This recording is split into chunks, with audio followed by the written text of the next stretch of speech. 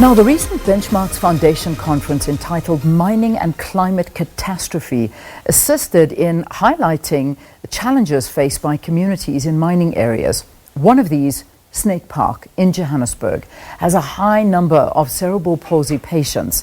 According to communitymonitors.net, the heavy metals inhaled by pregnant mothers because of uranium mining affect the brain and bones of unborn babies, among other effects, leading to deformities. So let's take this conversation further. And with us in studio, we've got David van Wyk. He's the lead researcher at the Benchmarks Foundation, and Snake Park community activist Tiny Dlamini joins him. Good to have both of you. Thanks so much for coming in. Thank you. All right, Let's begin off, David, on the scientific research side. So if we look at the scientific perspective, what are the effects of uranium and of course, how grave are they? Well, I think first and foremost, the problem is the tailings dam right next to Snake Park is not being maintained. So it's not covered by any plants, and so the wind just blows it straight into the community. And if we look at the air visual stats for this morning for Roodepoort, it's 152 unhealthy in terms of the air quality index of the United States. And then if we look at particulate matter 2.5, it's 58.2, which is 6 times higher than what it should be. And you can see it's red throughout the graph throughout the day. Perhaps you can give this to me and we can just kind of put this up and explain it. If you scroll up and down, you can see also that it basically says you can't be out of doors. You must keep your windows closed. You must keep your doors closed. You can't do any exercise. Now people live there. Yeah. They have to be outside. They have to move around and so on. And you know, this is dust that is so fine that you cannot even see it. But you're inhaling this. But you're inhaling it. And it contains uranium, it contains lead, it contains arsenic, it contains cadmium. Cadmium and uranium are both radioactive. But lead is just as poisonous, and arsenic gives you cancer. Now, for that mine dump not to be maintained is actually a crime. You know, it should be fenced off, it should be signposted, it should have plants growing on it, it should be irrigated. As it is in the summer season, when the wind stops blowing, the children go and swim there because there's no swimming pool in Snake Park. There are 4 swimming pools in the whole of Soweto. So the children go and swim in these acid ponds. And many of the children that are born like this are now adults who used to swim in those same ponds. You know, so they get they get affected when they absorb these heavy metals. When you absorb this very fine dust, it gets into your bloodstream. Okay. Once it's in your bloodstream, then you've got problems. You can never get rid of this. I'm just going to give you your phone back. We couldn't unfortunately get a shot of it, but I mean, I think we get an idea of how high the levels are, and that I see is in Roodepoort. I mean, that's what you're talking about. It's just down the road. The wind blows south mostly. We did a year-long study of wind direction in South Africa, in Johannesburg, and it's predominantly a wind that blows from the north to the south across Snake Park. So now we've got Tiny. Tiny, you're here. You live in Snake Park. Paint us a picture. What is the scenario in Snake Park right now? Yeah, it's very frustrating because, as David has elaborated in terms of the dust, you know, you can't stop it. You know, it's very fine. It gets into our pots. It gets into our water. We eat this dust. We can't even grow crops. Yeah. Now we are having this problem of giving birth to cerebral palsy children. You know, in each and every street you come across those children. Sometimes in a household you come across 2. And in minute you give birth to such a child, your life changes because it becomes very expensive. We don't have centers that caters for these kids around there. So people are taking an advantage of the situation.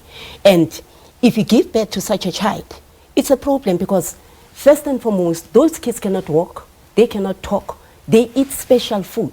Yeah. Their food must be watery. For you to feed the child, you take something like 2 hours, and they are on a nappy, on kimbis each and every time, 24/7 on nappies. You know, it's very frustrating. Some of them, you can never expose them even on the air outside, because they get spasm. So it's very frustrating, you know. each and every street you come across these children, their parents are still young, they don't know what to do with this situation, and you know, they can't even, we don't even have centers that caters for them around there. Yeah. You must have something like 15,000 in order to take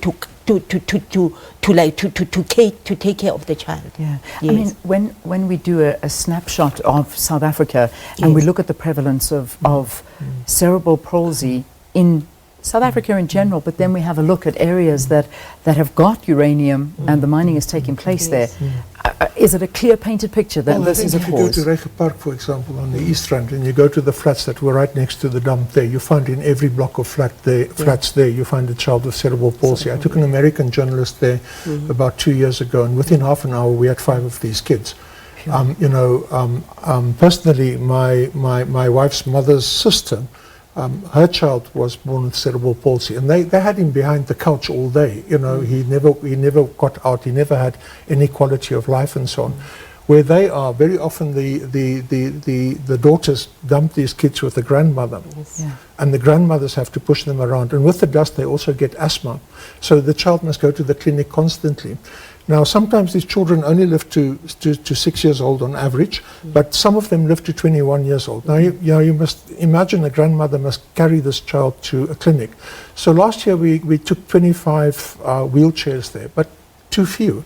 And the roads are so bad that the wheelchairs fall apart within 3 months, you know, so it's really a problem. We are now thinking of trying to get someone to set up a wheelchair workshop so that they can repair the wheelchairs. And this is that's not a solution. I mean, that's just It's not. That's not. So let's Yes, dig and yes. delve here. Yeah. Is there any support whatsoever? I mean, you work on the ground, so we're talking about trying to find wheelchairs, solutions to the roads. We're trying to the food, the nappies, but this is a vicious cycle that's never going to end. Yes. What work? What do you do on the ground? And I mean, what about the miners? Do they have any responsibility here?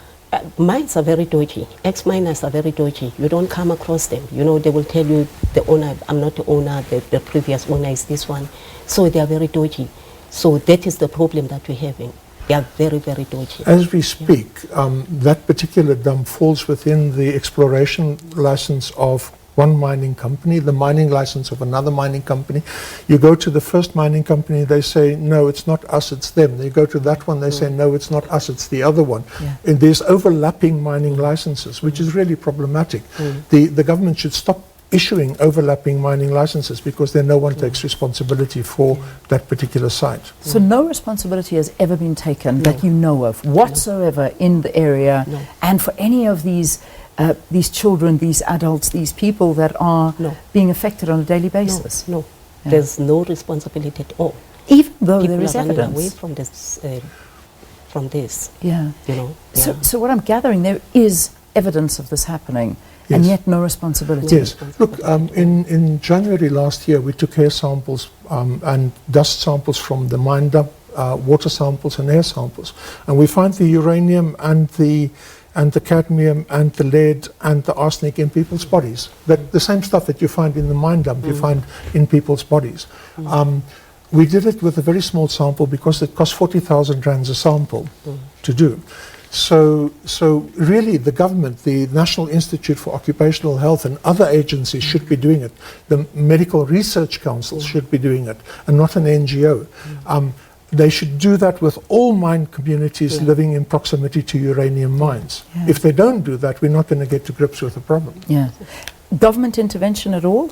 Not at all. Has anyone from government even visited the community? Last year, on the 10th of October, we had a meeting with the Department of Health, who promised to come for sightseeing, but in vain up until today. There's not even one single government official who has ever come and inspect the situation. Yeah. I mean, Snake Park is one of the most poverty-stricken communities. It is. And it's just being worsened now by the health levels and standards, which is it actually is an area that no one should be living there, is what I'm gathering. Yes, you're right. No, there shouldn't be anyone living there. And what is more is the exclusion zone between the dump and the community is now being occupied by farmers. And the farmers have the support of local government as well as the Department of Agriculture. And we find blind animals, we find animals with bone deformities and so on amongst those farmers. And in the last couple of weeks, we've seen farmers starting to become ill as well. You know, and we find very heavy losses of livestock. Yeah. So you wanted to comment on that, the farming as well, the farming communities? Yes, what's happening there? Yes, with people that are farming adjacent to the tailing dam. They are also experiencing problem because seriously, their animals are born blind. I've never seen deformed animals. It was my first time. They have severe eczema, so as the children living adjacent to their tailing. They have severe eczema. They have only this black part in the eye. The white part is not there. It's brown. They cough each and every day. And as David has elaborated in terms of them going to swim there, because there are no facilities for them to come when they come back from school to amuse themselves. So what they do, because we don't have swimmings, we don't have libraries, we don't have anything, so they go straight to the tailing to go and swim. Most of the kids around the area in Snake Park that we're talking about were swallowed by that dam, because that place actually was a mine. Even if it can be dry, sometimes they say they go and play soccer, but they get swallowed.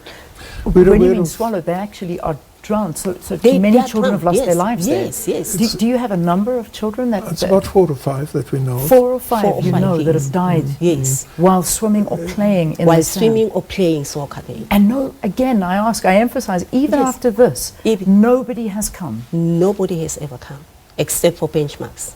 You have a lot of kids from the white suburbs coming across with their quad bikes, and they quad bike up and down the tailings as well. They're going to get sick. Their children are going to be born with deformities. And last year's rain season, one of the quad bikes fell into the mud, sank into the mud. The community had to rescue him with blankets that they threw out to him and pull him out of the mud. Yeah. The thing is that it is so off the beaten track that no journalists persist in focusing on the issue. You actually need a constant focus on the issue for people in government to wake up. But because it's so far away in a remote northwestern corner of Soweto, there's no attention being paid to it whatsoever. You know, we submit these reports to the presidency, we submit these reports to the Department of Health, to the Department of Minerals and Energy, to the Department of the Environment. We submit them to the Human Rights Commission, the Chapter 9 institutions and so on. The only people who have responded so far is Women's Affairs in the presidency and, of course, the Human Rights Commission, but they haven't done anything. They haven't done anything. David, if I may just ask you, Tanya, I'm going to come back to you as well. David, before we got on here, you were saying that it's not just a South African issue, it's that wherever you find uranium mining, this happens to communities. Has there been a precedent set in any other country with regard to uranium mining, communities surrounding there? Has there been something that we could follow and perhaps... Well, if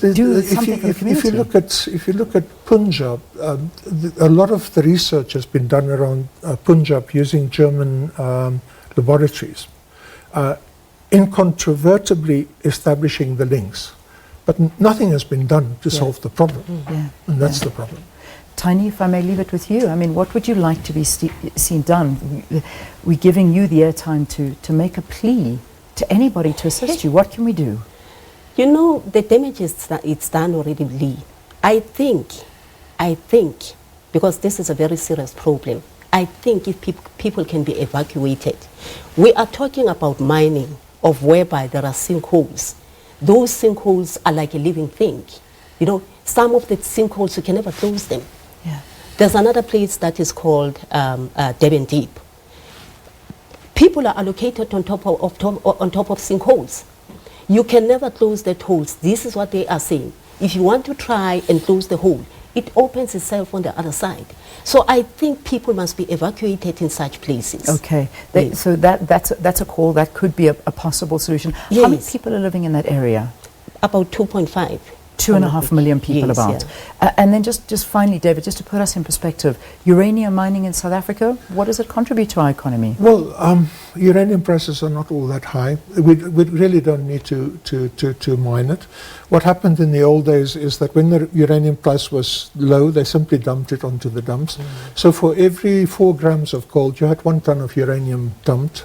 And so we have something like 600 megatons of uranium lying in mine dumps. That's 600,000 tons of the stuff lying around mine dumps all along the reef, basically. And you know, we can generate electricity from it, but you know, we shouldn't be doing that either. You know, we should simply clean up the environment. And what is happening now is that where mines are taking the uranium and so on out of it, they take it to Kwatema, and they're creating a huge big mega dump there, which is going to be a problem for those communities over there. And because there's such a shortage of land, low-cost housing is allocated on top of these radioactive sites. And so you're going to have a big radon problem, because uranium decays as radon, and radon's second biggest cause of lung cancer in the world. It's very frightening. Thank you so much. Unfortunately, time is up, but I think we've really highlighted this, and I hope that this is a start of something we can bring forward, and we will be working on this too, because I think we've definitely uncovered something here that we hope we can help you with. David van Wyk is the lead researcher at the Benchmarks Foundation, and of course joining us here in studio is a community activist, Tiny Dlamini from Snake Park, discussing the effects of uranium mining on the community and to us, and of course most importantly the 2.5 million people that are exposed to this on a daily basis. Let's quickly take a break. We'll see you after this. Man,